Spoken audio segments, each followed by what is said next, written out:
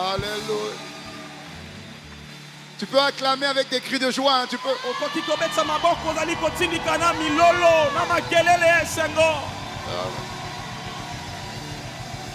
Wow. Merci Seigneur. Je voudrais que tu puisses embrasser cette personne. Hein. Amen. Parce que nous serons beaucoup sur le chiffre 7. Donc, salut cette personne. Magnifique.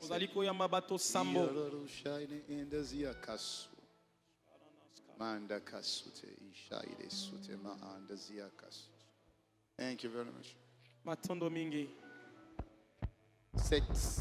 Attention le son. 7 personnes.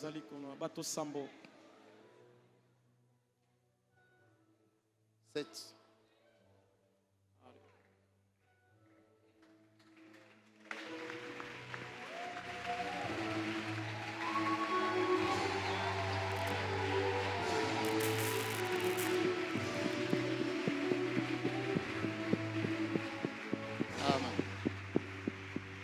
Gloire à Jésus. Assieds-toi si tu peux. Cette semaine, Dieu va t'emmener quelque part. Amen. Amen. Et je prie que les yeux de ton cœur soient ouverts. La Bible dit dans le livre d'Éphésiens, Éphésiens 1, je crois, verset 15. Il faudra avoir sa Bible, hein, tant que possible. Éphésiens 1, Éphésiens 1, verset 15. Mets-moi second 21. Pourquoi tu me mets Bible second? Il dit, c'est pourquoi moi aussi, après avoir entendu parler de votre foi dans le Seigneur Jésus,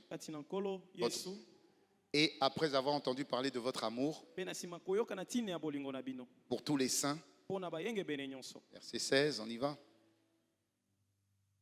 Je ne cesse de dire toute ma reconnaissance pour vous lorsque je fais mention de vous dans mes prières. Et regarde, je prie que le Dieu de notre Seigneur Jésus,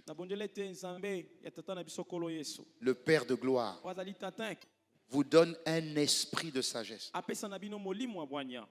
et un esprit de révélation pour que vous puissiez vraiment le connaître. Je prie qu'il illumine les yeux de votre cœur pour que vous sachiez quelle est l'espérance qui s'attache à son appel et quelle est la richesse de son glorieux héritage au milieu des saints et quelle est l'infinie grandeur de sa puissance. Cette puissance qui se manifeste avec efficacité par le pouvoir de sa force envers nous qui croyons. Paul ici est en train de prier pour que les yeux de nos cœurs puissent s'ouvrir. Dis à ton voisin, ton cœur a des yeux. Et je prie que ces yeux s'ouvrent au nom de Jésus. Quand les yeux sont ouverts, ça signifie que Dieu te donne accès à des révélations. La révélation, c'est les bénéfices cachés derrière la parole de Dieu. Les promesses cachées derrière la parole de Dieu. Voilà pourquoi cette semaine, en cette semaine de Pâques, Dieu veut nous ouvrir les yeux sur les bénéfices, les avantages, l'héritage qui t'a été donné quand Jésus est allé à la croix. Dieu veut t'ouvrir les yeux pour que tu sois conscient de ce qui t'appartient. Jésus n'a pas fait couler son sang 7 fois et de 7 manières différentes. Il n'a pas souffert en vain. Il n'a pas souffert pour rien. Les souffrances dont il s'est chargé à la croix, c'est pour que tu n'aies plus à les souffrir. Mais pour ça, il faut qu'il ouvre les yeux de ton cœur. Il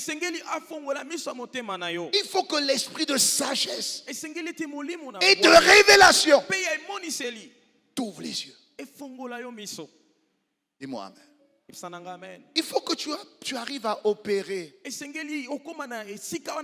vivre, marcher à la lumière de ces révélations. Psaume 119, verset 130. La Bible dit: la révélation de tes paroles doivent m'éclairer. Elles doivent me rendre intelligent. On te demande pas, Dieu ne te parle pas d'une intelligence séculière. Dieu ne te parle pas de l'expérience que tu as eue par rapport à tes diplômes. Dans la version second 21, il dit: la révélation de tes paroles est claire. Elle donne de l'intelligence à ceux qui manquent d'expérience. Ça veut dire qu'avec la révélation de Dieu, tu dépasses ceux qui ont des diplômes. Oh, mais que celui qui a dit amen, que Dieu lui donne ça au nom de Jésus. Elle donne de l'intelligence à ceux qui manquent d'expérience. Ceux qui n'ont pas de référence dans ce monde. Tu n'as pas de piston. Tu n'as pas d'appui humain. Tu n'as peut-être pas de personnes bien placées. Tu n'as pas de diplôme. Tu n'as pas un nom qui ouvre les portes. Dieu dit: tu n'as pas besoin de ça. Si j'ouvre les yeux de ton cœur, je te donnerai une intelligence que les plus diplômés de ce monde n'auront pas. Voilà pourquoi Dieu dit qu'il prend les choses folles de ce monde pour confondre les sages. Cette semaine, ta condition va choquer les gens. Je dis que ta situation va choquer les gens. La manière dont Dieu va te faire sortir de cette situation, ça va choquer les gens. Celui qui reçoit dit seulement amen et reçoit. Il faut que tu comprennes qu'en réalité, le problème de l'humanité, le problème du monde, il faut comprendre que le problème de ce monde-là trouve sa solution dans l'évangile. L'évangile est la bonne nouvelle. Ce n'est pas le journal télévisé qui est la bonne nouvelle. C'est le message de l'évangile qui est la bonne nouvelle. Voilà pourquoi évangile veut dire bonne nouvelle. Le monde est sous la puissance du malin, tu le sais. Dès lors que le monde est sous la puissance du malin, tout ce qui se passe dans ce monde a pour but de t'emmener des problèmes en finalité. Il faut comprendre ce que Adam et Ève ont commis comme acte. Adam et Ève ont mangé un fruit. Ce fruit-là, c'est la connaissance du bien et du mal. Ça veut dire que dans ce fruit-là, il y a le bien, mais il y a aussi le mal dedans. Donc tout ce que les hommes font de bien, il y aura toujours du mal dedans. Est-ce que je parle à quelqu'un? Internet fait du bien. Ça fait du mal aussi. Les médicaments font du bien. Mais ça se transforme en drogue aussi. Tout ce qui est bien dans ce monde a la semence du mal. Voilà pourquoi aucune solution ne peut venir de cette terre. Alors Dieu a pensé à une solution. Dès lors que Adam et Ève ont introduit le péché et que le salaire du péché, c'est la mort, Dieu devait trouver une solution pour corriger le problème du péché. Tout ce qu'on vit aujourd'hui prend naissance dans le péché. Si on vit des homosexuels, naissance dans le péché.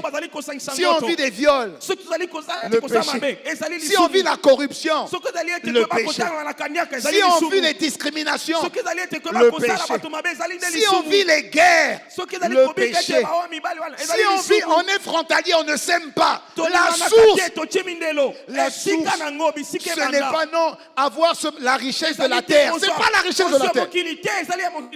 Le péché. Le péché. Le péché a fait entrer la mort. Et la mort, la respiration de la mort, parce que la mort est une entité vivante. La mort, ce n'est pas la fin de la vie comme nous on pense, tu es mort. Non. La mort est une forme de vie. Dis-moi amen. Alléluia. Et la respiration de la mort, s'appelle la maladie. Ça s'appelle les malédictions. Ça s'appelle les limitations. C'est la respiration de la mort.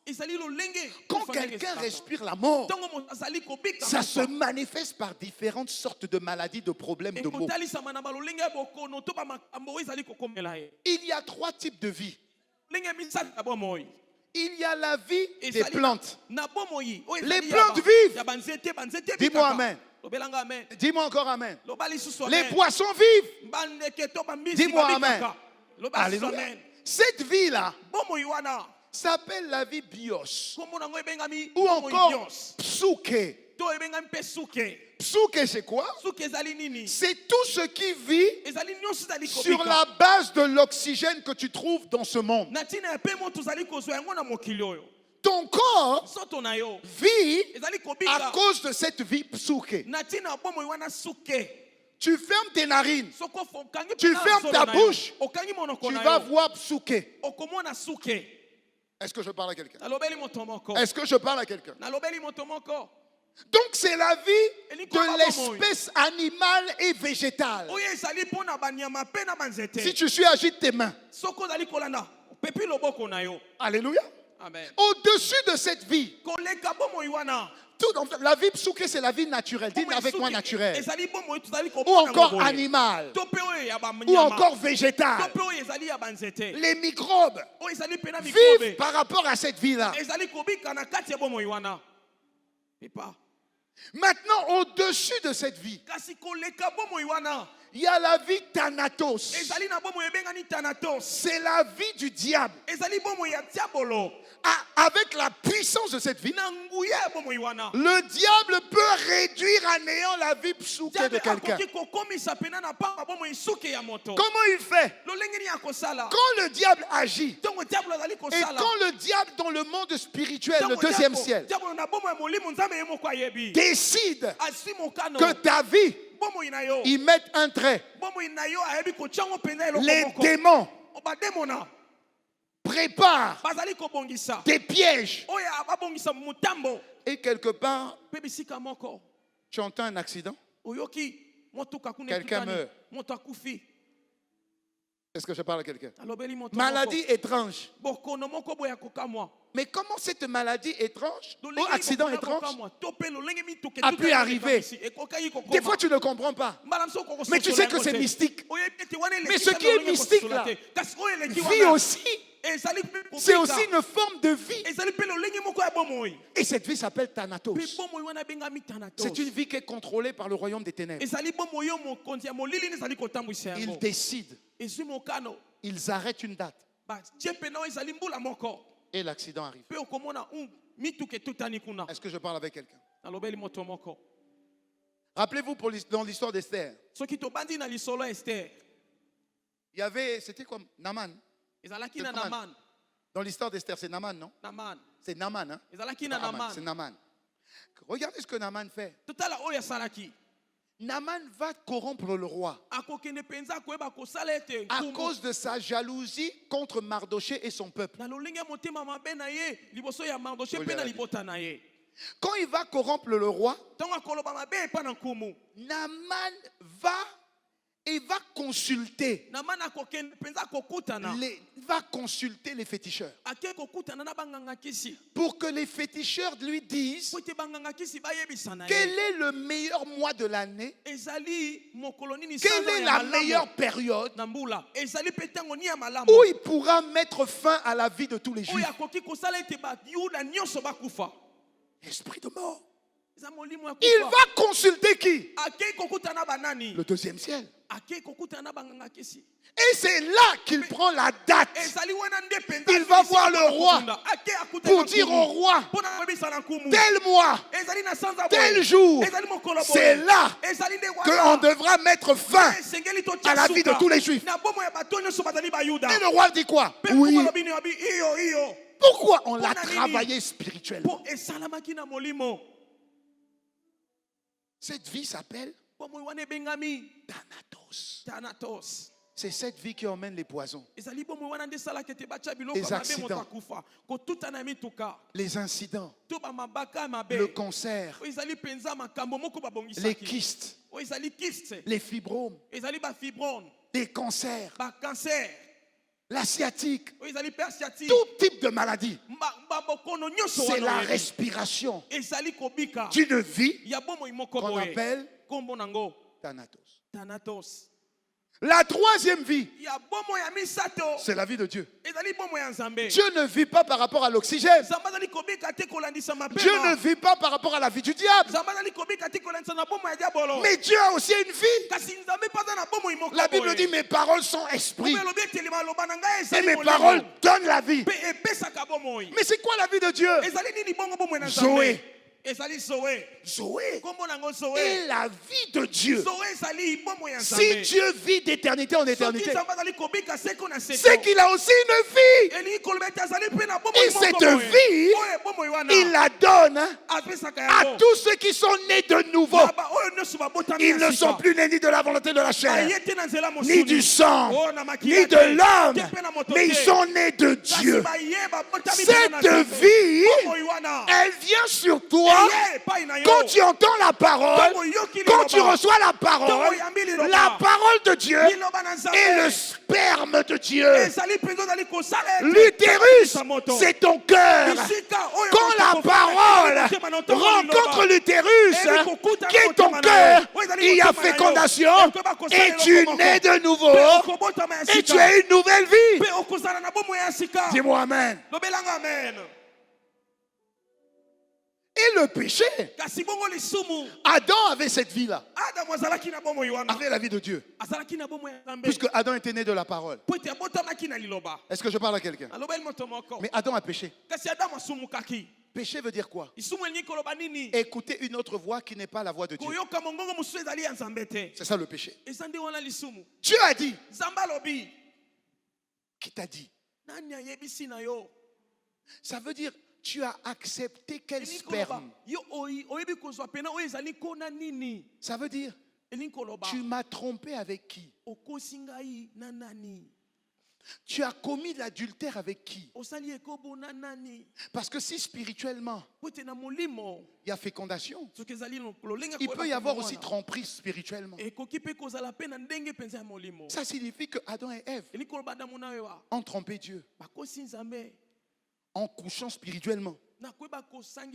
Quand je dis coucher, ça veut dire accepter une autre semence que celle de Dieu. Ils ont accepté laquelle semence? La semence d'un rebelle, la semence d'un meurtrier, la semence du diable, un menteur. Ils ont accepté cette semence. Le problème, c'est que dès qu'ils ont accepté cette semence, toi et moi, on n'était pas nés. On était en Adam. Et donc quand ils ont accepté la semence de diable, tout ce qui était en Adam a été pollué. Ce qui fait que quand on vient au monde, on a déjà en nous la semence de la rébellion, du mensonge, du péché. Est-ce que vous avez déjà appris à votre enfant à pécher ou à mentir? Non. C'est comme si l'enfant a déjà ça en lui. À un moment donné, il ne dit plus la vérité. Mais tu as appris ça où? C'est dans son sang. Est-ce que je parle à quelqu'un? Voilà pourquoi Dieu dit, mais tous les hommes ont péché et tous les hommes sont privés de la gloire de Dieu. Tous, sans exception. Alors Dieu a voulu régler le problème de l'humanité. Ce n'est pas un problème de guerre commerciale ou de puissance ou de puissance militaire entre la Chine et puis les États-Unis. Ce n'est pas un problème de guerre ou de suprématie entre l'Ukraine et la Russie. Ce n'est pas un problème d'hégémonie ou de supériorité ou de possession des territoires entre la RDC et le Rwanda. Ce n'est pas ça. Ce ne sont que des distractions et des conséquences. Je ne dis pas que tous nos frères qui sont en train de mourir, c'est une distraction. Non. Je dis seulement que le problème, ce n'est pas ça le problème. Les guerres existent depuis. Le problème, c'est le péché. C'est le péché. Tu as bien vu, on peut changer de président. On a changé, Mobutu est parti. On a crié, Kabila est arrivé. Alléluia, amen, amen. Les gens étaient heureux. Non. On a changé. Kabila est arrivé. Les gens sont heureux. Non. On a changé. Les gens sont heureux. Non. Même si on change, on peut changer les gens. On ne peut pas changer un système comme ça. C'est un système. C'est une manière de penser. Les gens peuvent avoir de bonnes volontés. Ils font de bons programmes. Ils font de belles promesses. Dès qu'ils s'assiedent sur le siège du pouvoir, ils sont influencés par des forces qui contrôlent le système.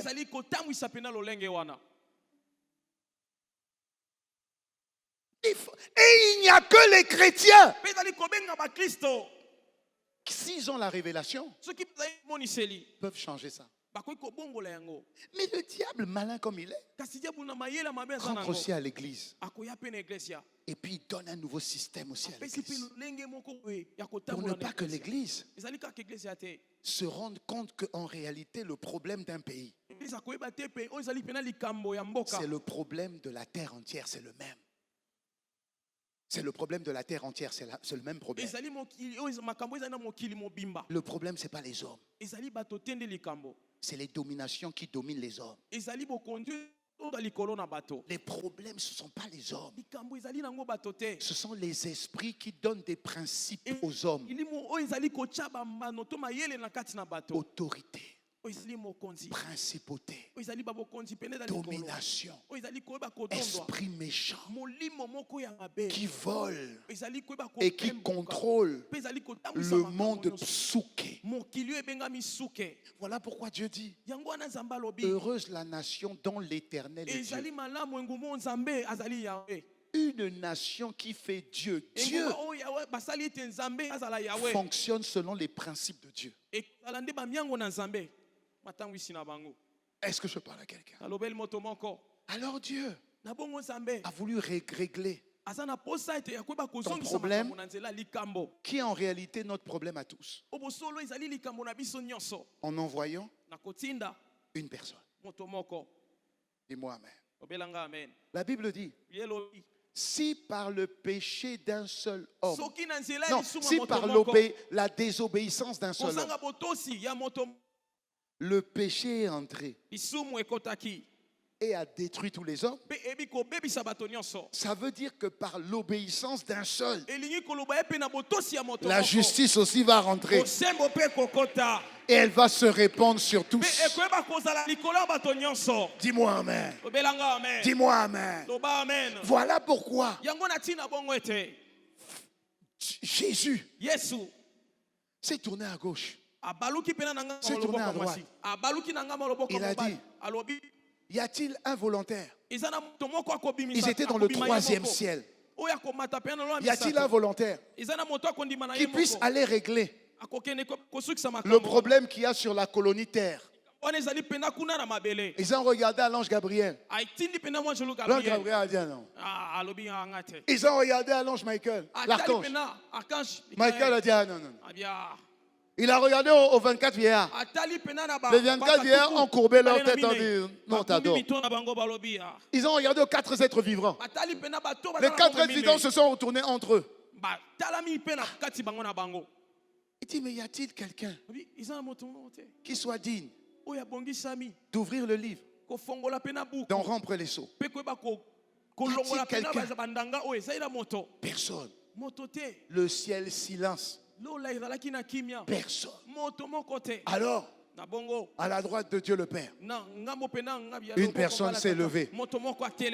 Elle s'est levée. Elle s'est levée. Elle a dit, me voici.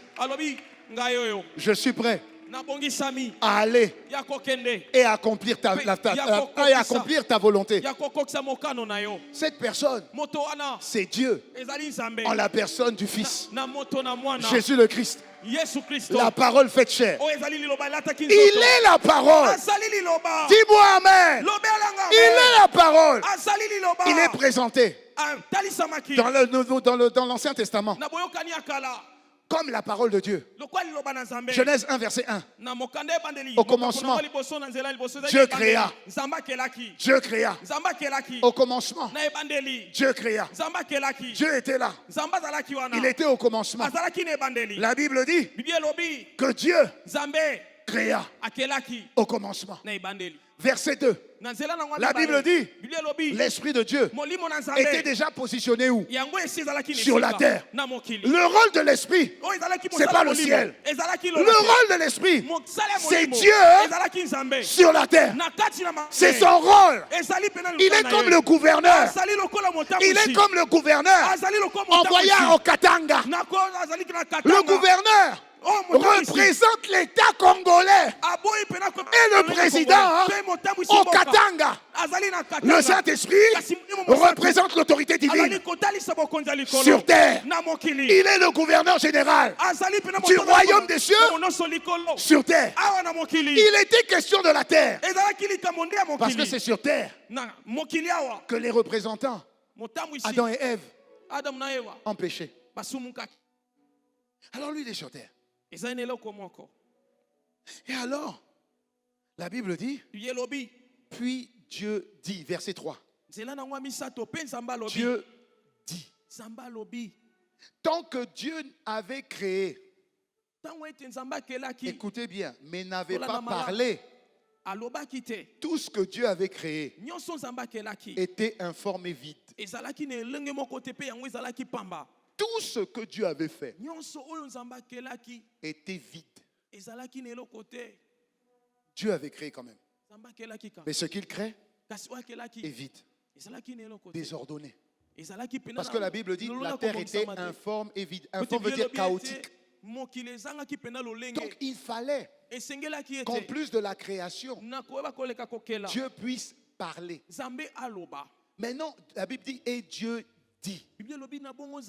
Quand Dieu a dit, l'Esprit de Dieu a pris la volonté de création de Dieu. Il a pris la parole et il l'a emmené à manifestation. Dis-moi amen. Dis-moi amen. Alors le dit de Dieu c'est qui? Le dit de Dieu c'est qui? Jean a la révélation. Pourquoi Jean a la révélation? Parce que Jean est parmi les 12 le seul qui connaissait le cœur de Jésus. C'est celui qui passait son temps à entendre le cœur de Jésus. Voilà pourquoi c'est Jean qui a écrit Apocalypse. Apocalypse veut dire révélation. Oh, mais dis-moi amen, amen, amen, amen. La Bible dit donc, Jean dit dans Jean 1 verset 1, il nous réexplique avec la révélation ce qui se passe dans Genèse 1 verset 1 à 3. Il nous l'explique dans Genèse 1 1. Alors Jean dit, au commencement, Dieu. Attention, il n'y avait pas que Dieu. Il y avait aussi la parole. Donc dans Genèse 1 là, jusqu'à 3, il y avait Dieu le Créateur et il y avait Dieu la parole. La parole était Dieu. La parole était avec Dieu et la parole était Dieu. Ça signifie que la parole est le Dieu, mais pas le Dieu créateur, mais il est Dieu quand même. Dis-moi amen. Et il continue. Il dit, elle était au commencement avec Dieu. Et il continue. Tout a été créé pareil. Donc il est en train de dire que dans le Genèse 1:1, quand Dieu a créé, en réalité, il fallait qu'il crée avec la parole. Et il continue. Il dit cette parole est parmi les est venue. Cette parole est la lumière. Et cette lumière est la vie des hommes.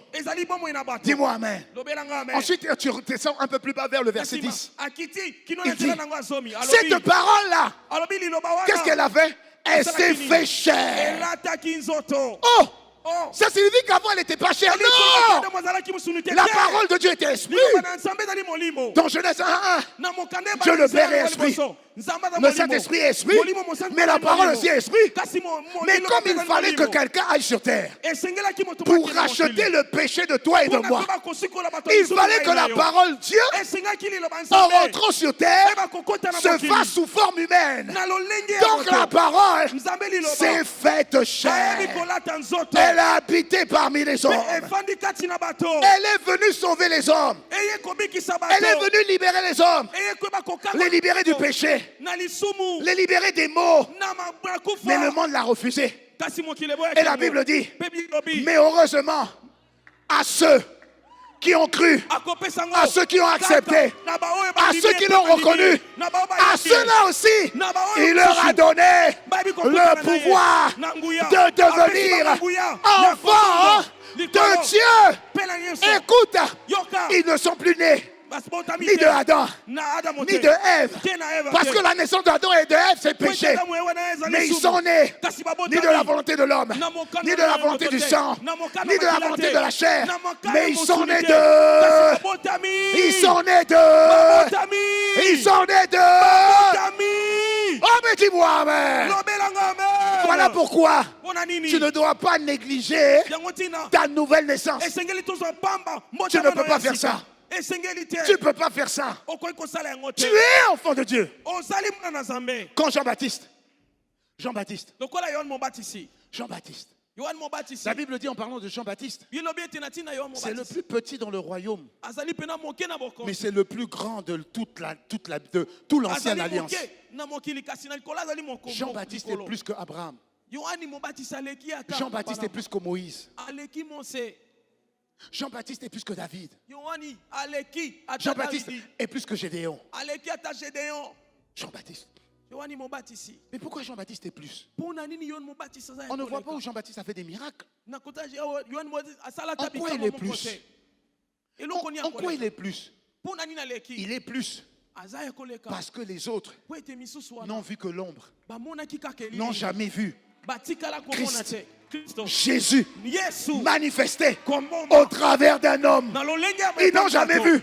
Ils ont espéré. Ils ont espéré. Mais ils n'ont jamais vu. Ils n'ont jamais vu la gloire de Dieu manifestée. Ils ont vécu avec la gloire de la première maison. Mais ils aspiraient à vivre avec la gloire de la dernière maison. Une gloire sans pareil. Cette gloire qu'on a perçue au travers d'un fils d'homme. Alors Jean-Baptiste, à un moment donné, voit Jésus arriver de loin. Écoutez bien ce que Jean-Baptiste dit. Il dit, ça y est, celui-ci est l'agneau de Dieu qui ôte, enlève, arrache le péché du monde. C'est lui l'agneau. C'est lui l'agneau. C'est lui l'agneau. C'est lui l'agneau. Est-ce que vous comprenez l'excitation de Jean-Baptiste? Mais parce que tous les prophètes, tous les juges aspiraient à être libérés de la condamnation du péché. Oh, bah dis donc. Aïe, aïe, aïe. Tous les hommes, tous ceux qui avaient été envoyés par Dieu, aspiraient à être libérés de la condamnation du péché. L'âme qui pêche, elle meurt. Que tu veux pas, tu vas mourir. Et regardez, Dieu parle à plusieurs étapes. Dieu parle un peu de la gloire à venir. On commence avec quand Moïse repart en Égypte. Moïse repart en Égypte parce que le péché a fait tellement de dégâts que le peuple élu de Dieu, un seul peuple élu de Dieu, les Juifs, le peuple d'Israël, élu de Dieu, par la grâce. Dieu les a choisis par la grâce. Dis-moi amen. Ils n'ont rien vu de spécial. Dieu les a choisis. Parce que Dieu les a choisis, c'est comme une grâce qui les accompagne. Mais cette grâce-là n'a pas empêché qu'ils soient esclaves pendant 430 années. Mais l'amour de Dieu de les délivrer a toujours été présente. Agite les mains si tu me suis bien. Cet amour a toujours été présent.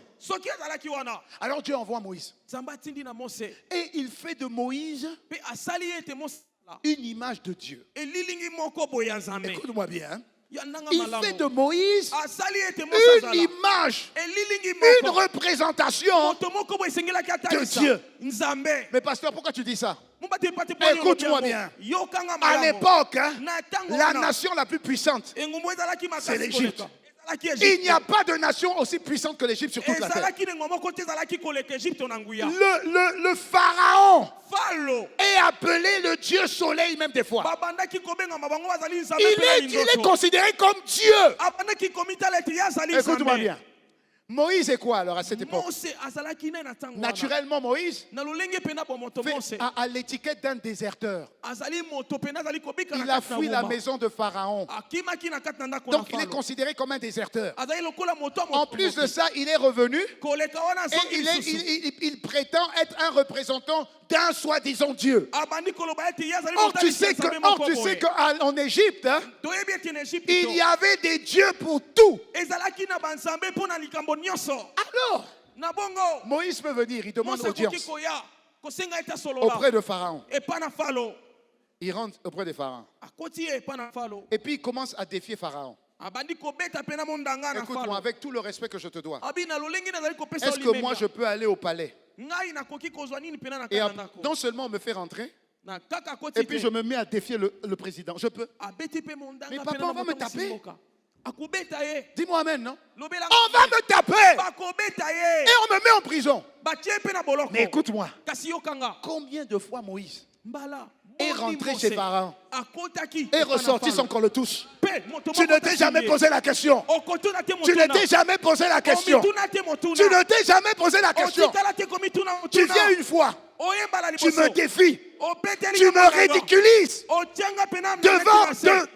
devant ma cour. Une fois, 2 fois, 3 fois, 4 fois, 5 fois, 6 fois, 7 fois, 8 fois, 9 fois. Ah, quand même. Je suis pas un pharaon stupide. Je peux dire à quelqu'un.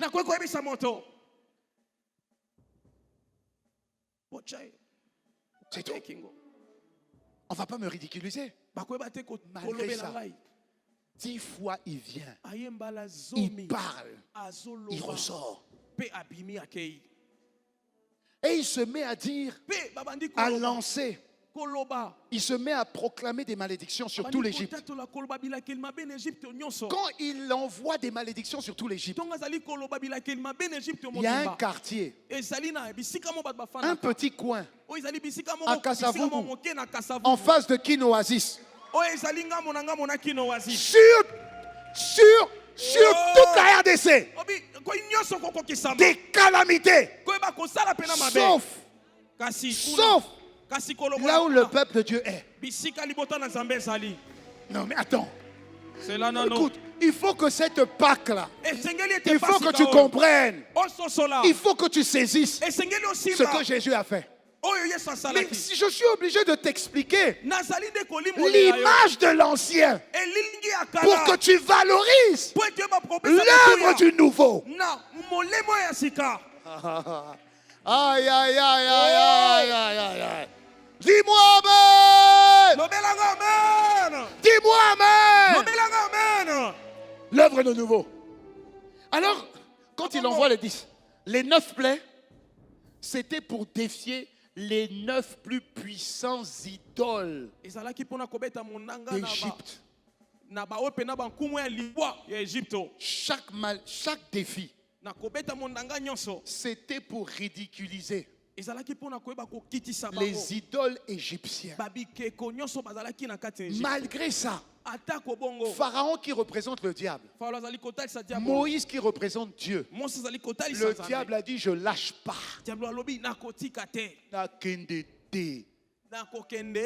Comment on dit je lâche pas? Vous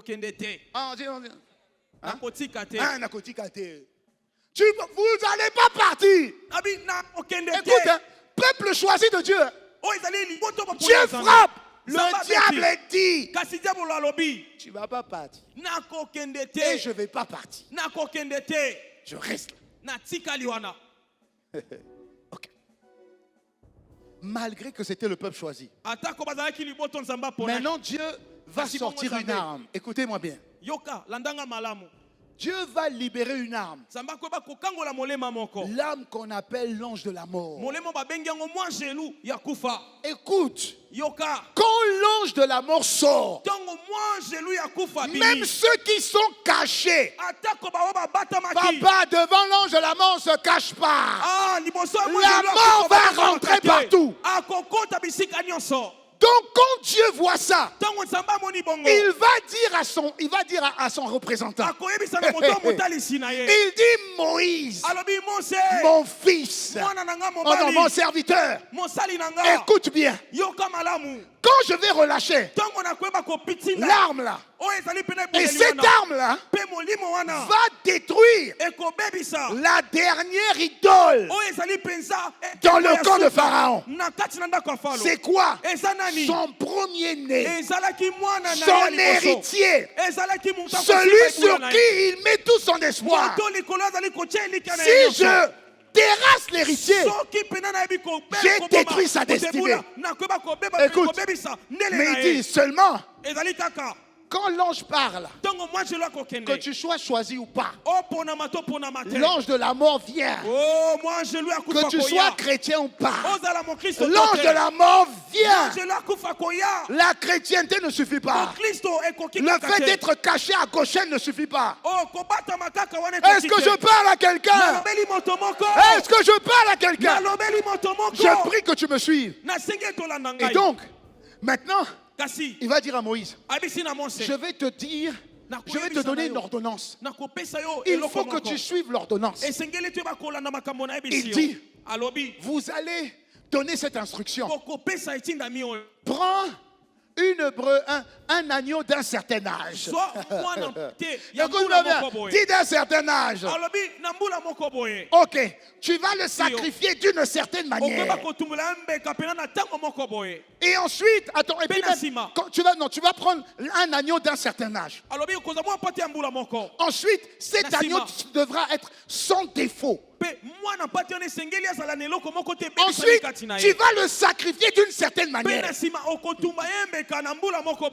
Ensuite, vous allez mettre à part telle chose et telle chose. Vous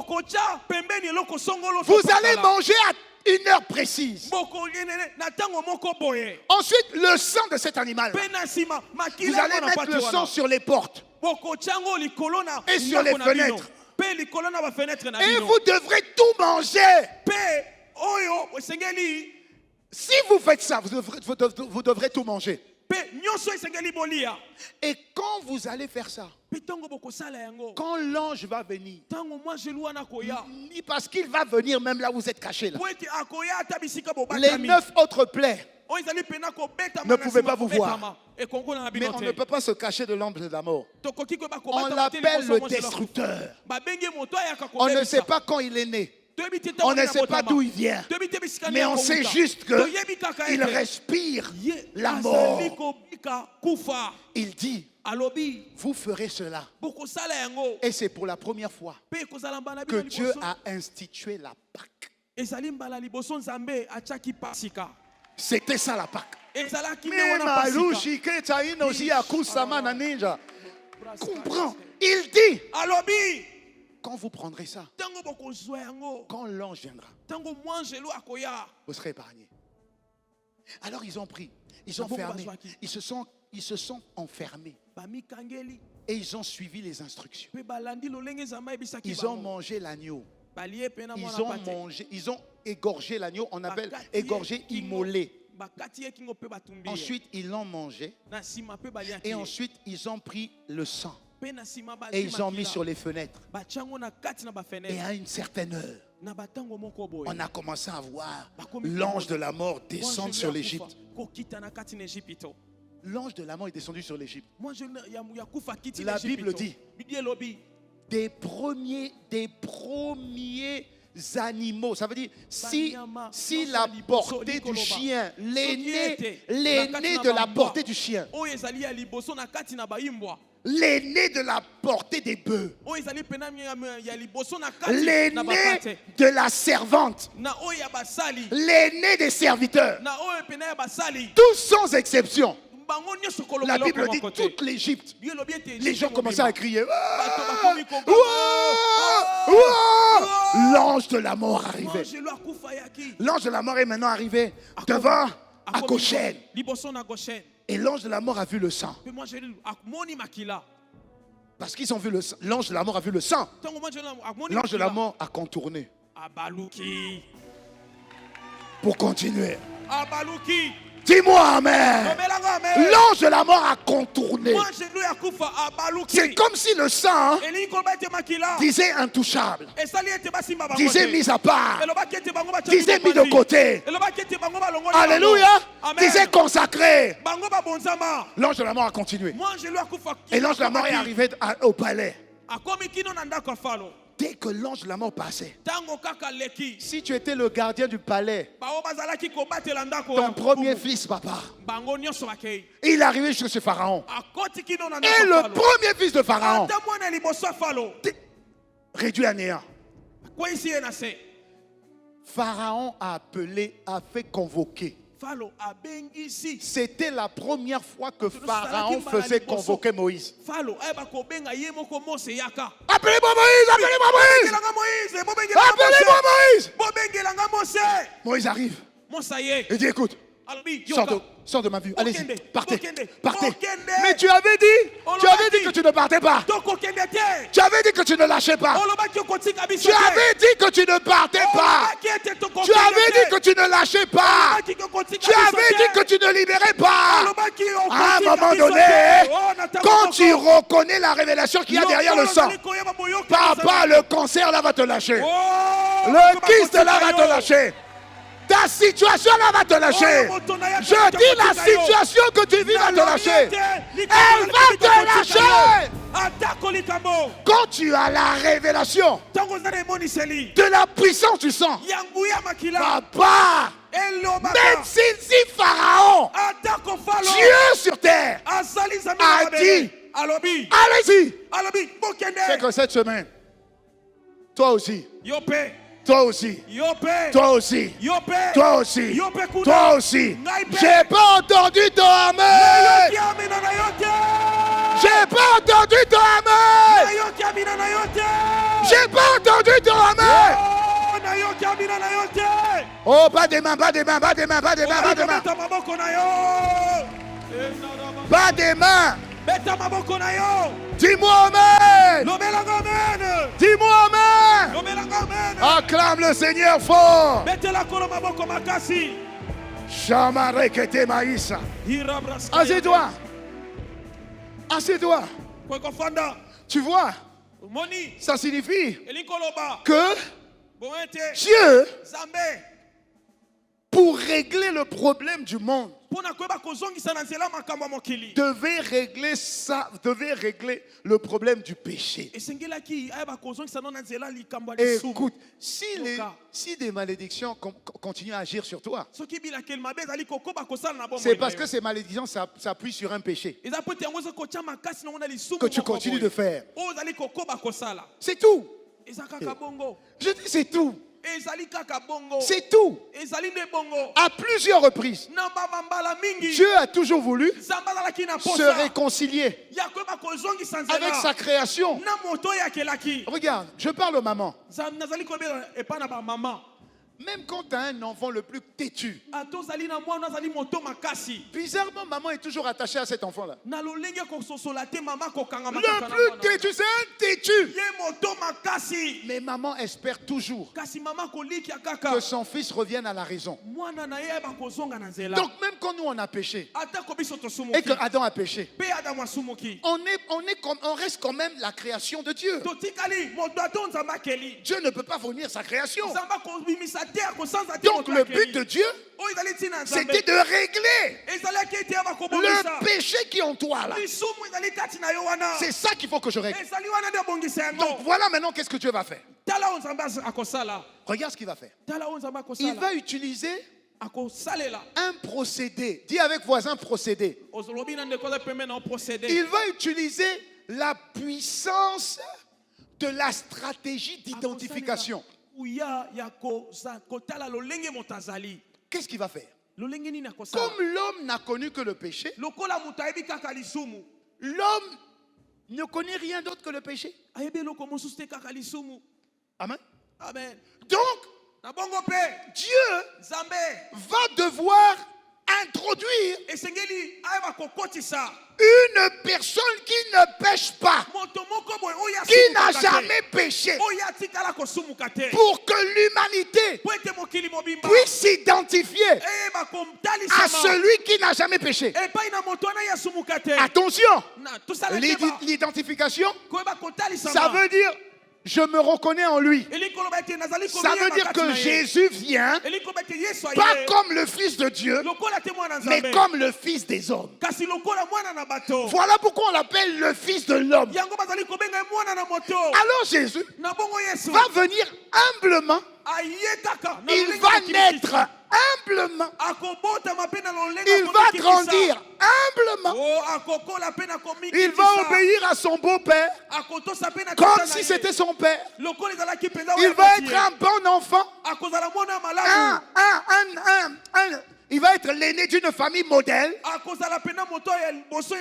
Est-ce que je parle à quelqu'un? Donc en tout point, les hommes vont voir en lui qu'on peut être homme et ne pas pécher. Donc il va faire de Jésus un modèle d'humilité, de brisement. Est-ce que je parle à quelqu'un? Écoute-moi bien.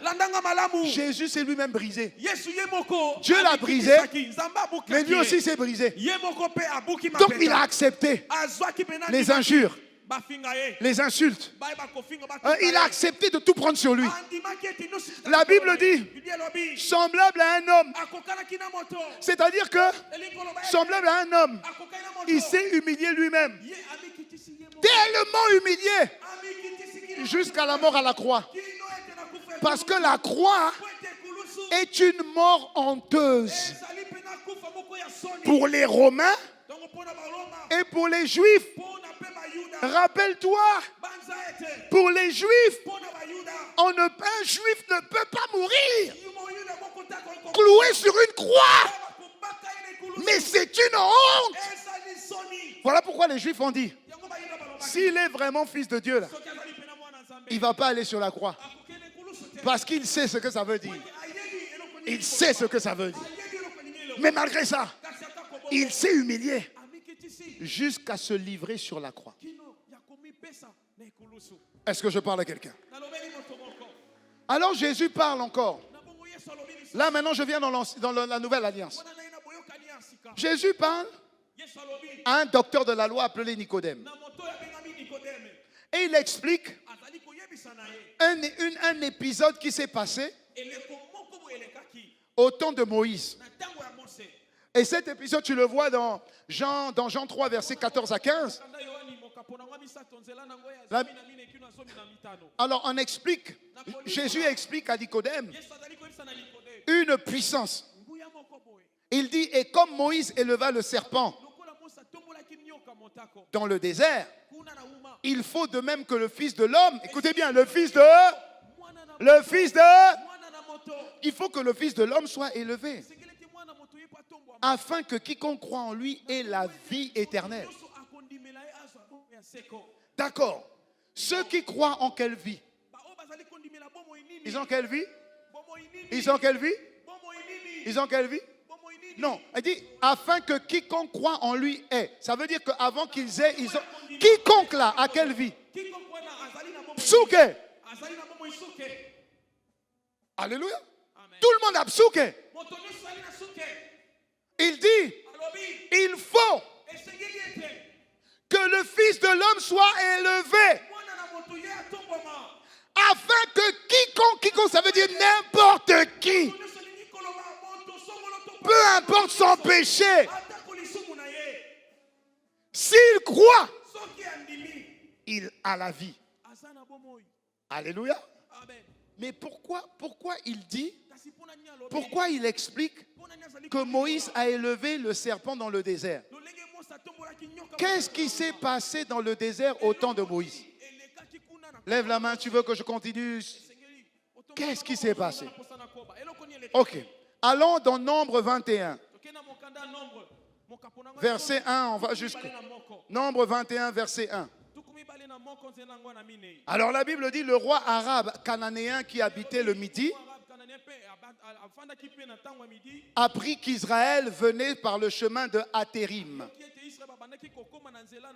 Alors ils combattirent Israël. Israël, c'est qui?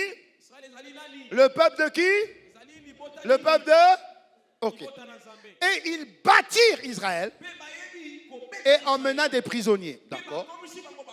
Alors le roi d'Israël fit un vœu à l'Éternel et dit, si tu livres ce peuple entre mes mains, je dévouerai ces villes par interdit.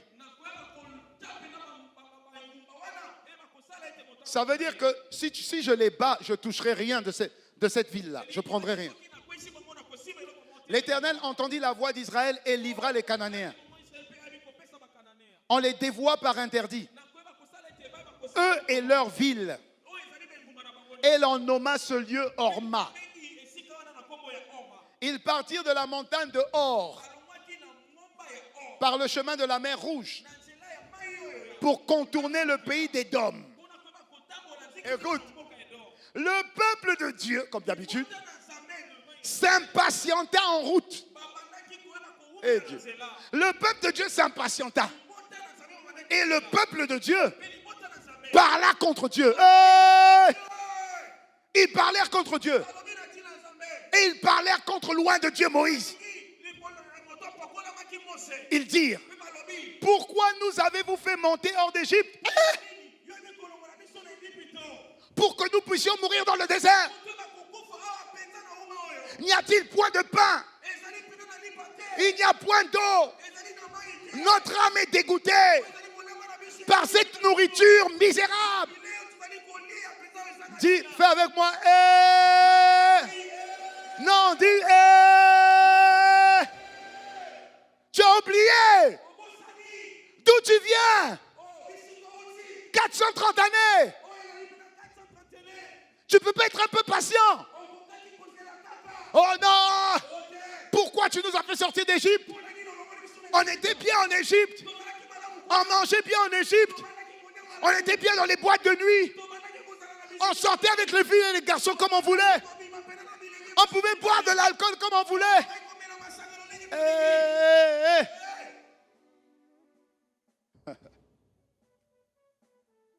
Alors l'Éternel envoya contre le peuple d'Israël des serpents brûlants. Ils mordirent le peuple. Et il mourut beaucoup de gens en Israël. On ne se moque pas de Dieu. On ne dénigre pas les envoyés de Dieu. Le peuple vint à Moïse, verset 7, et dit, nous avons péché contre toi et nous avons péché contre Dieu. Je t'en prie, pardon. Vraiment pardon. Vraiment pardon. Moïse, pardon. Ok. Prie l'Éternel, Moïse. Va voir Dieu et demande à Dieu qu'il éloigne de nous ces serpents. Moïse pria pour le peuple. Et l'Éternel dit à Moïse, écoute maintenant, l'Éternel dit à Moïse, fais-toi un serpent brûlant, fabrique, place-le sur une perche.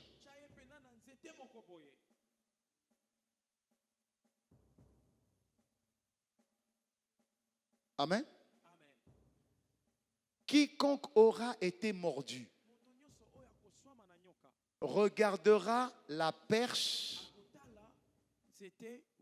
où il y a le serpent enroulé. C'est le signe des pharmaciens.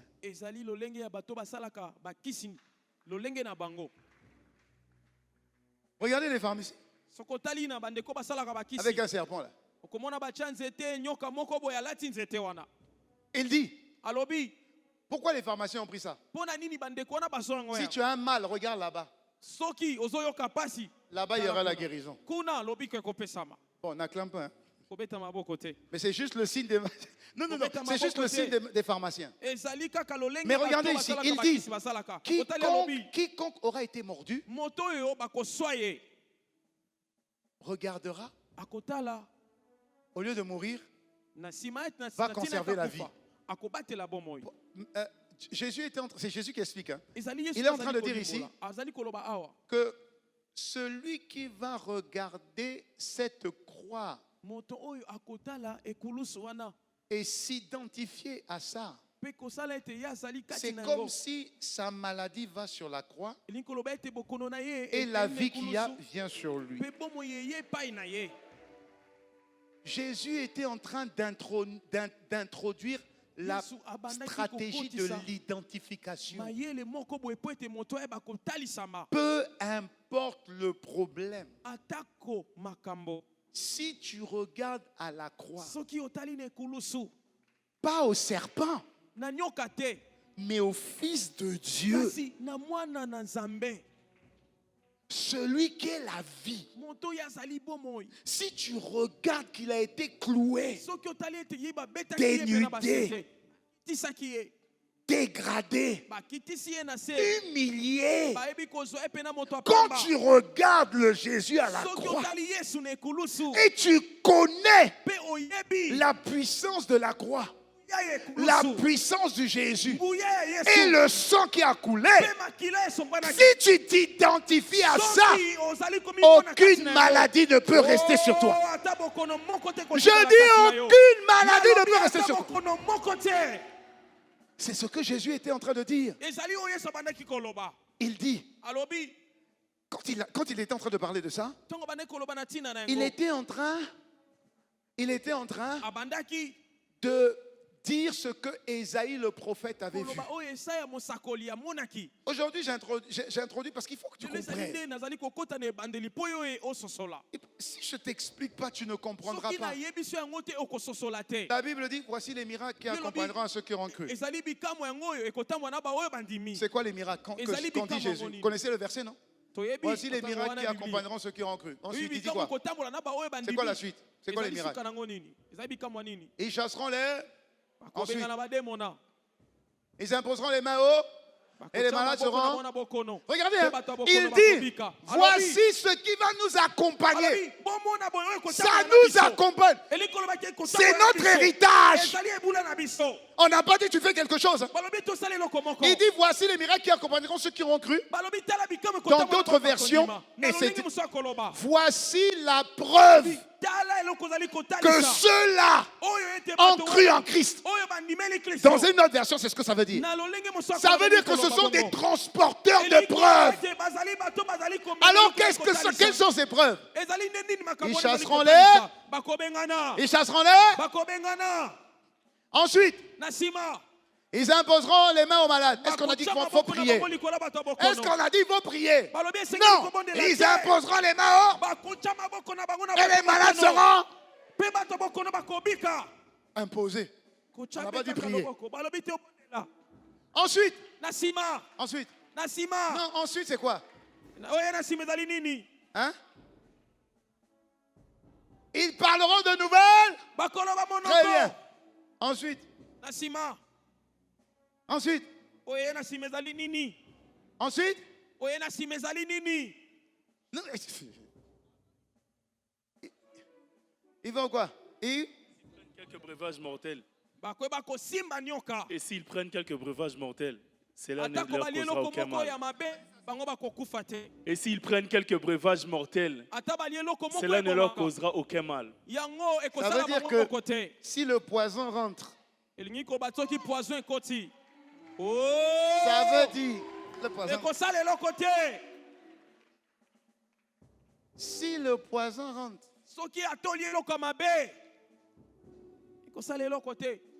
ça veut dire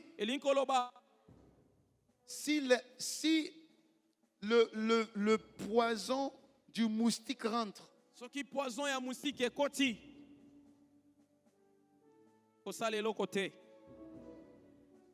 c'est moi qui dis. C'est moi. Paul échoue à Patmos. Il cherche quelque chose dans les broussailles.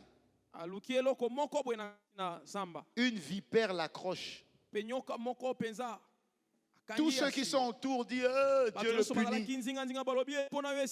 Et donc tout le monde le regarde. Parce que quand une vipère te touche, tu ne fais pas 10 minutes. Paul, écoute, hein? Paul qui est un meurtrier avant qu'il soit enfant de Dieu. Meurtrier. Paul fait ça. Et puis il continue à parler. Tu disais quoi, béni? Et puis il met le serpent dans le feu. Est-ce qu'il a dit au nom de Jésus?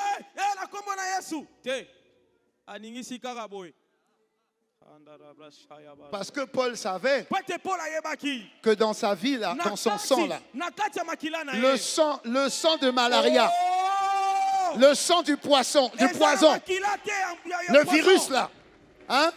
Le virus là, c'est Thanatos, non? C'est pas Thanatos? Quand le virus est rentré dans le sang, il a dit ça c'est le sang de Jésus. Il a dit ça c'est le sang de Jésus. Dis-moi amen. La Bible dit ma parole est certaine. Ma parole est certaine. Elle est vraie. C'est pas ma parole. C'est pas ma parole. C'est pas ma parole. Alors Esaïe, je finis avec ça. Les gens montaient déjà. Je finis avec ça. Regarde, Esaïe dit. Esaïe donne les détails. Esaïe va donner les détails de ce que le Jésus là, sur la croix, ça veut dire quoi? Dans 2 Corinthiens 5, verset 21, la Bible dit, Jésus, qui n'a point connu de péché, Dieu l'a fait devenir péché pour nous, afin que nous devenions en lui justice de Dieu. Ça signifie, nous on est ici. Ça c'est Jésus. Nous on a péché parce qu'on descend de Adam. Lui n'a pas péché parce qu'il vient de Dieu. Alors la Bible dit, lui, Jésus, qui n'a point connu de péché, Dieu, viens ici. En fait, tu vas jouer Dieu. Dieu l'a fait devenir péché. Prends-le. Emmène-le ici. Et moi, emmène-le là-bas. Afin que nous, on devienne justice.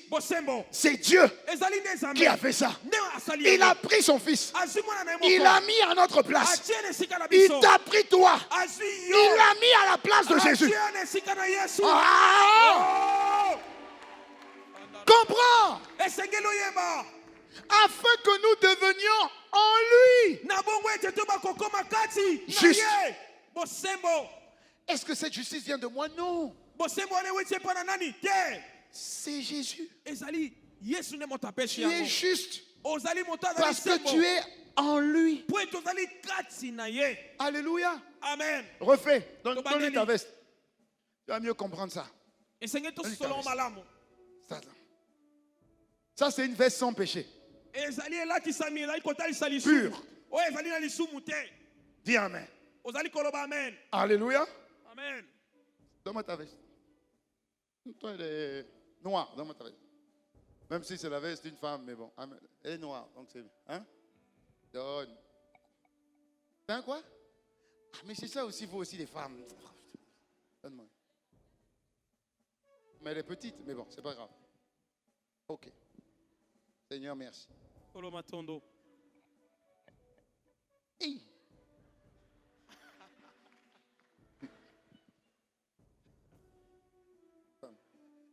Maman, là, le péché te met mal à l'aise. Dis Amen. Dis Amen. Bon? Ok. Alors, j'ai le péché. Ce que Dieu fait, il dit, celui qui n'a point connu de péché, il l'a fait devenir qui? Dieu. Dieu l'a fait devenir péché. Mais je suis ton fils. Mais je suis Dieu. Mais je suis ton fils. Seigneur. Cette coupe est trop dure. Mais que ta volonté soit faite. Si c'est ta volonté. Si c'est ta volonté. Ok. Donc le Jésus là. Le Jésus qui est là. Le Jésus qui est là. Il l'a fait porter mon péché. Mon péché. Mon péché. Et moi, qui étais pécheur, vaurien, truand, voyou, menteur, violeur, violeur. Viens, ramène-le ici.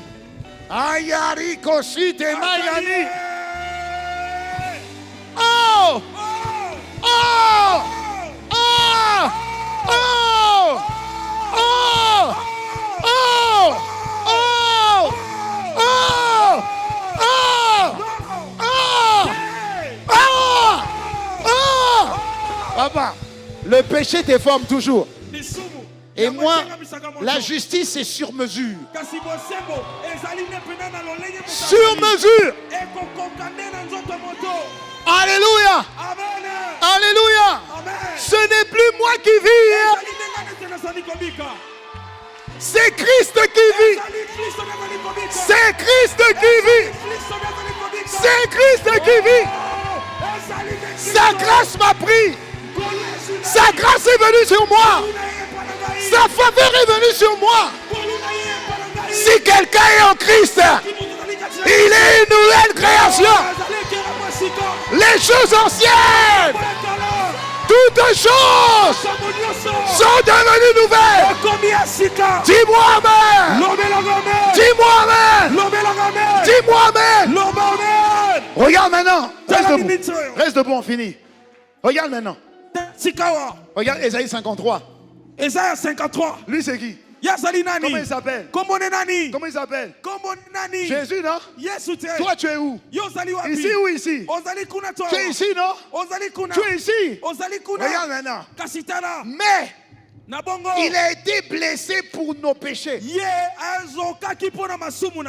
a été blessé pour nos péchés, brisé pour nos iniquités. Le châtiment qui nous donne la paix est tombé sur lui et c'est par ces meurtrissures que nous sommes guéris. C'est pas fini. Il dit, nous étions tous errants comme des brebis. Chacun suivait sa propre voie. Et l'Éternel a fait retomber sur lui notre iniquité. Il a été maltraité. Il a été maltraité. Il a été opprimé. On l'a frappé. Il n'a pas ouvert la bouche. Mais je vais te donner cette révélation demain. Mais pourquoi je te tape pour quelque chose que tu n'as pas fait, hein? Mais tu n'ouvres pas la bouche. Et je te gifle. Je te gifle. Je te gifle. Réagis. Tu réagis pas. Tu réagis pas. Parce que si je réagis, je libère quelque chose. Et donc les insultes que tu me fais là, si je réagis à ça, je ne l'aurai plus avec moi. Or, il faut que tu me frappes. Toute ta colère là doit venir. Donc quand tu tapes, tu dis Nazui. Ah, Nazui. Ah, Nazui. Jusqu'à, comme c'est là, que je vous emmène tous à la croix. Tous. Tu m'insultes, je prends. Tu me tapes, je prends. Alléluia. Amen. Je dois tout garder. Parce que je vous emmène à la mort. À la croix avec moi. Mais si je réagis, c'est que je libère quelque chose qui ne sera pas sur la croix. Donc il a dû tout prendre pour tout emmener à la croix. Maintenant quand les démons ont su qu'en fait on va le crucifier, les démons maintenant ont voulu fuir. Ils ont voulu fuir la croix. Ils veulent fuir un peu. Non. Restez ici. Tu vas rester là. On va être crucifié ensemble. On va être crucifié ensemble. On va être crucifié. Donc tu vois, les démons voulaient fuir. Non. On va aller à la mort. On va aller à la mort ensemble. On va aller à la mort ensemble. C'est comme ça qu'il a supporté. Et tu comprendras pourquoi. Avant qu'il subisse ça. Oh Seigneur, c'est terrible. Tu comprendras qu'avant qu'il subisse tout ça, là, tout ce qu'on a dit sur Ésaïe, il a été maltraité. opprimé. Il n'a pas ouvert la bouche. Semblable à un agneau. Venez sur moi, tapez-moi. Mettez-vous en ligne comme on faisait des fois. Venez vite. Venez vite. Ah. Semblable. Mettez-vous, voilà, semblable. La croix est là-bas. Vers le ventilo. Semblable. Un agneau qu'on emmène à la boucherie. Je dis rien. Je dis rien. N'oubliez pas. Là, je ne suis plus fils de l'homme. Hein, parce que j'ai déjà reçu le Saint-Esprit. Hein. Donc je peux seulement faire fire. Et puis tout le monde est par terre. Hein? Je peux faire ça. Je peux faire ça seulement. Mais je ne vais pas utiliser ça. Je vais jusqu'à la fin. À une semblable à une brebis muette devant ceux qui l'attendent. Il n'a pas ouvert la bouche. Continue. Tu peux taper, pour l'instant tu peux me taper, je ne peux pas te recevoir. Mais dès que je dis amen à la fin de la prière, il faut fuir. Hein. Tu peux taper. Tape. Allez-y. Tapez. Il a été enlevé par les angoisses et le châtiment parmi ceux de la génération. Vous ne faites pas, vous blaguez. Tiens, prends, fais Jésus, tu vas voir, moi je vais te taper. Tiens. Parce que vous êtes trop gentil avec le pasteur. Là. Parmi ceux de sa génération, qui a cru qu'il était retranché de la terre, frappé pour les péchés de mon peuple. Continue. On a mis son sépulcre parmi les méchants. Son tombeau avec le riche. Écoute, on a mis son tombeau avec le riche. Quoi qu'il n'eût point commis de violence. Venez ici.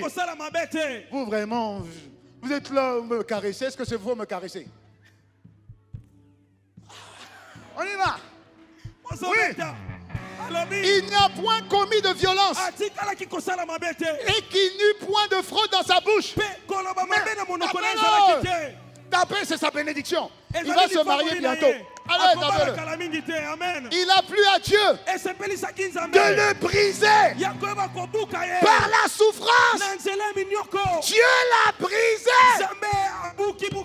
par la souffrance. Dieu l'a brisé. Oh. Alléluia. Amen. Acclame le Seigneur. Acclame le Seigneur. Alléluia. Amen.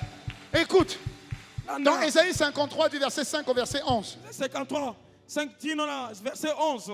La Bible dit, parce qu'il s'est livré lui-même à la mort. Verset 11. Et qu'il a mis au nombre des malfaiteurs. Qu'il a été mis au nombre des malfaiteurs. Parce qu'il a porté les péchés de beaucoup d'hommes. Et qu'il a intercédé pour les coupables. Ça veut dire que pendant qu'on le frappait, il intercédait. Comme Étienne. Dans la souffrance, il prie pour ceux qui le font souffrir. Mais qu'est-ce qui lui a donné cette force? Tu comprendras ça demain. Qu'est-ce qui a donné la force à Jésus de supporter ça? Qui peut supporter 39 coups de fouet? Les fouets, il y avait des boules de fer. Ça veut dire que quand on le frappait, et quand on l'enlevait, sa chair partait en même temps. C'est comme avec les barbelés. On fait des fouets. 39. 39. Et puis tu n'es même pas encore à la croix. Hein?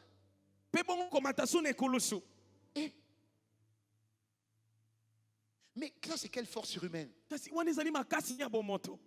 Après, on lui cloue, on le cloue. Mais il devait faire à peu près 1m85, 1m90. 1m85, 1m90. Mais ça veut dire qu'il devait peser au moins 90 kilos. Mais comment 90 kilos peuvent tenir avec une pointe ici, une pointe ici et une pointe ici? Ça veut dire que tu vas être comme ça. Et puis tu tiens 3 heures. Non. Pas possible. Humainement, c'est pas possible. Après avoir subi tout ça. Alors, est-ce que c'était la volonté de Dieu? Oui. Mais qu'est-ce qui lui a donné une telle force? Tu sauras ça demain.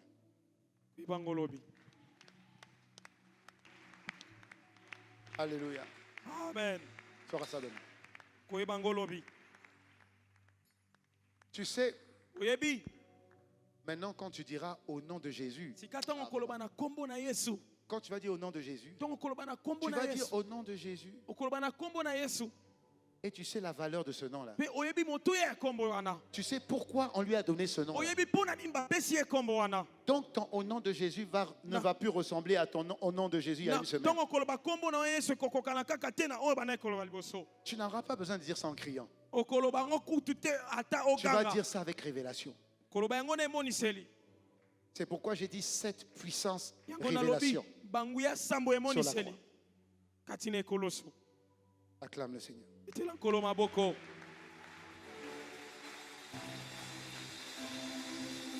Dieu de gloire,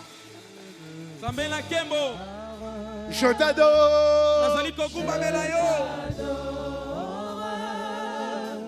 Ton nom, en majesté,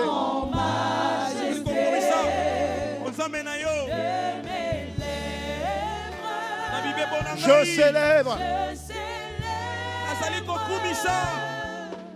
ton règne,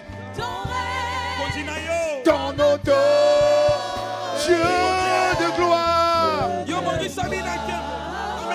Je t'adore. Ton nom en majesté de mes lèvres, je célèbre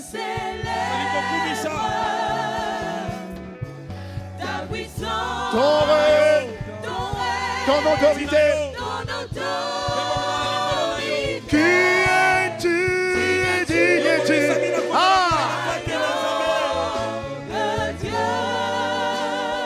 Digne es-tu?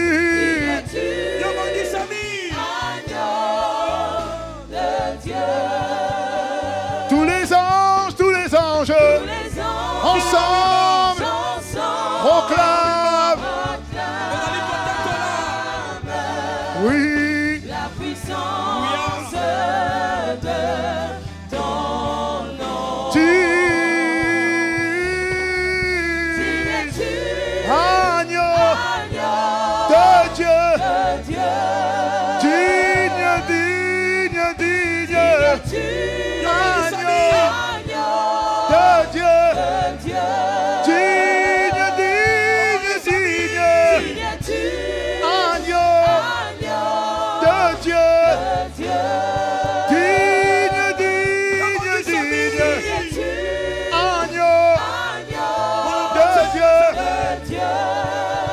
Tous les anges ensemble.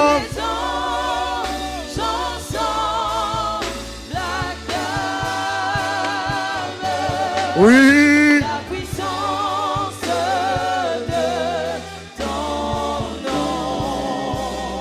Digne es-tu? Agneau de Dieu. Digne es-tu?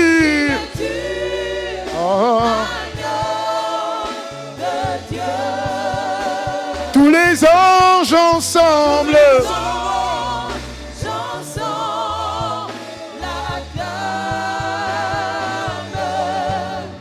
La puissance de ton nom.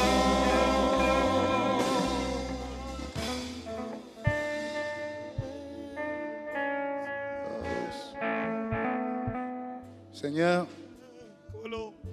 durant ces 4 jours, entraîne-nous, emmène-nous dans les profondeurs de ta révélation. Aide-nous à avoir le cœur ouvert, les yeux dans l'expectative, pour puiser dans les richesses de cette révélation. Merci de nous avoir introduits au cœur de l'œuvre achevée de Christ à la croix. Nous te supplions, rends-nous conscients que la source de tous nos problèmes, ce n'est pas le voisin, la voisine. Ce ne sont même pas nos parents. C'est le péché. Le péché. Jésus est l'agneau qui ôte le péché du monde. Cette semaine, fais-nous comprendre, fais-nous saisir, fais-nous réaliser, rends-nous conscients de l'œuvre achevée de Christ à la croix. Voilà pourquoi tu dis dans ta parole que mon peuple périt, pas à cause des démons, pas à cause des sorciers, mais à cause de la méconnaissance, de l'ignorance de leur identité. Cette semaine, délivre-nous. Cette semaine, libère-nous. Cette semaine, affranchis-nous.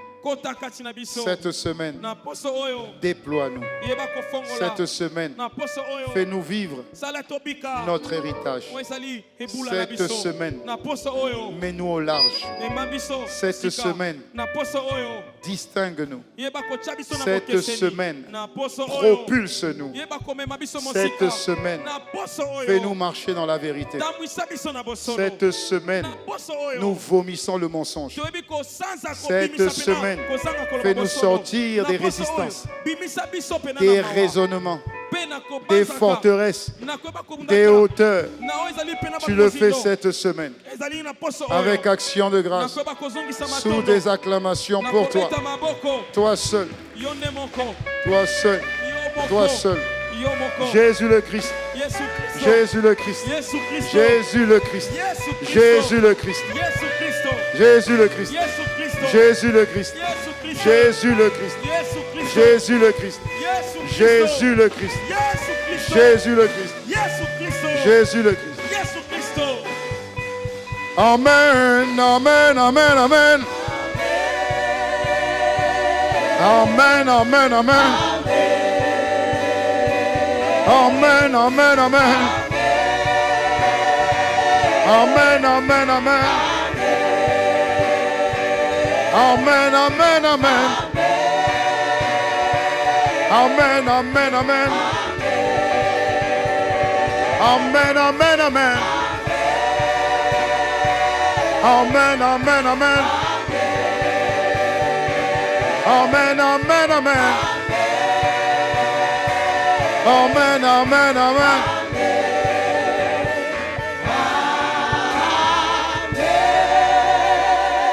Acclame le Seigneur. Vraiment. Gloire à Dieu. Alléluia. Cette semaine, vraiment, si tu as le cœur ouvert, Dieu va plus que t'émerveiller.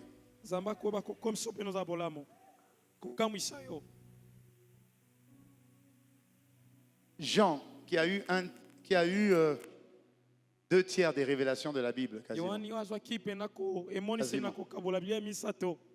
a dit, enfin de la Nouvelle Alliance, a dit, j'ai pas prêché autre chose que Jésus-Christ crucifié. Amen. C'est Paul qui dit ça. Il dit, j'ai pas prêché autre chose que Jésus crucifié, parce que c'est la clé. Et il dit, cette prédication-là est une puissance. Celle-là. Si tu comprends ça, là, c'est une puissance. Et c'est ce que nous allons vivre pendant ces 4 jours. Ça a commencé déjà. Alléluia. Amen. Rien, je dis rien. Si tu comprends là. Oh là. Je ne vais pas faire souffrir Jésus 2 fois, c'est pas possible. Il a dit tout est accompli, c'est fini. Il a mis un point, c'est fini. Mais il faut que tu sois en Christ. Et tu dois comprendre la dimension de en Christ. Efface tous tes péchés, tous tes péchés, tes imperfections, tout ça, Amen. Comme nous avons promis chaque fois finir à 21h précise, acclame encore le Seigneur et assieds-toi. Assieds-toi. Voilà, donc nous continuons demain de 18h à 21h.